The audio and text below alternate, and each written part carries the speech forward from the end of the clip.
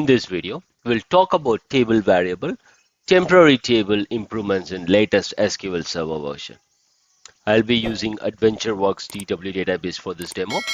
I'm going to create a table called table1 underscore temp, and we will get the data from the underlying table, table1. What I'm going to do now is I'm going to create a table variable called a table1 underscore temp. And what I'm basically going to do, move all the data from underlying table, table1 to this particular table variable. And then I'm just going to join the table variable with the table1 underscore temp. And the join condition would be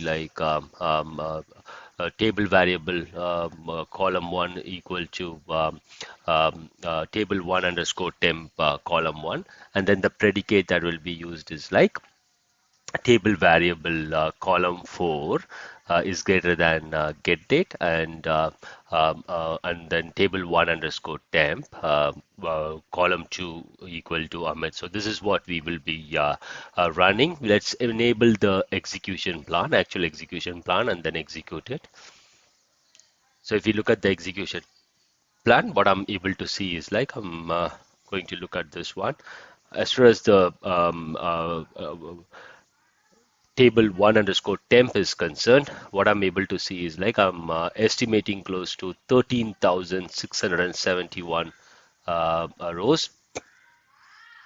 The estimated number of rows per execution is 13,671, and actual number of rows for all execution is also same. So the estimate seems good to me. And looking at the table variable, what I'm seeing is I'm estimating estimated number of rows per execution is 35,667, and the actual number of rows for all execution is 18,000. It's an overestimate, but still the estimate seems to be kind of okay. I'm not doing a lower estimate. This is we are doing it on higher end, wherein the estimate is it's an overestimate by 2 times. But this is what we are seeing as far as this particular version is concerned. We have SQL Server 2022. If you look at it, it is having a compatibility mode of 160. So right now, when I run this query with the table variable, what I'm able to see is as far as the table variable, I'm doing an overestimate. I'm estimating 35,000 rows, but ending up returning just 18,762. Okay, now let's do the same thing for temporary table. So what I'm going to do is I'm doing an select star into that temporary table from table 1, and then I'm doing the same thing as the previous one, where I'm joining the temporary table with table 1 underscore temp, and the join condition is temporary table dot column 1 equal to table 1 underscore temp dot column 1, and the predicate is temporary table column 4 is greater than get date, and then table 1 underscore temp dot call 2 is equal to value Amit. So let's execute that. And then if I look at the execution plan, what I'm seeing is as far as the table 1 underscore temp is concerned, the estimation is looking good. Estimated number of rows per execution is 13,671, and the actual number of rows for all execution is 13,671. Let's look at the temporary table. So for the temporary table, what I'm seeing is I'm estimating close to the estimated number of rows per execution is 18,773. The actual number of rows is 18,762. It's a near perfect estimate. What I see is off by 11 rows. It's kind of a lower estimate by just 11 rows. So this looks good to me, at least when compared to table variable and temporary table.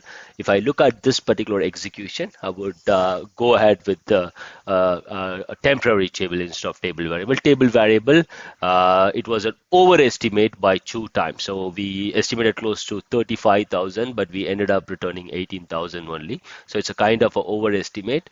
It's gonna have problem as far as the concurrency is concerned, because it will have more resources allocated, but it will end up using fewer resources. So that's something that you need to keep in mind. So what we'll do now is now that we have seen the behavior of table variable and temporary table in SQL Server 2022, what I'll do is like I will change the compatibility mode of this database to SQL Server 2012, which is 110.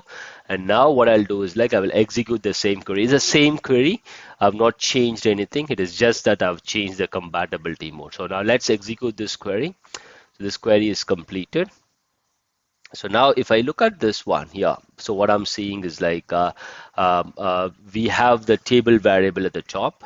Here, if I look at what I'm basically doing is like I'm estimating close to one row. Estimated number of rows for all execution is one, and the actual number of rows is like 18,762. It's like an if we compare it with the query that we executed in SQL Server 2022, what I'm seeing is like in 2022, using the table variable, we did overestimate by 2 times. But as far as SQL 2012, the lower version of SQL Server, what I'm seeing is like we are doing an underestimate, and this is like insane. We are underestimating by 18,762 times, which is basically a problem. So in the lower version of SQL Server with table variable, we used to like in 2012, 2014, we used to estimate only one row, no matter how many rows we have on that particular table variable, and normal table variable usage is concerned, we always recommend it if we are going to use very few rows. In case if it is going to have more rows, it is advised always to use temporary tables. Yep.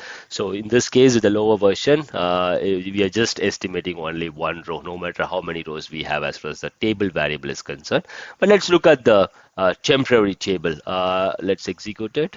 And if I look at the temporary table, what I can see is like at least on the temporary table, what I'm seeing is like I'm estimating close to 18,882, and then I'm returning close to 18,762. It's a kind of an overestimate in a lower version. Like we are estimating more rows and returning fewer rows. So that's the difference. Like as far as 2022 is concerned, we were off by 11 rows. Like there was a lower estimate wherein we estimated lower number of rows, but we returned, I think, like more than 11 rows when compared to the estimate. But as far as the lower versions are concerned, we are doing an overestimate. The overestimate is by maybe like by 60 or 70 rows, I guess. So that's on the usage of table variable and temporary tables in newer version and lower version of SQL Server. That's it for this video. Thanks for watching. Have a great day. Jai Hind.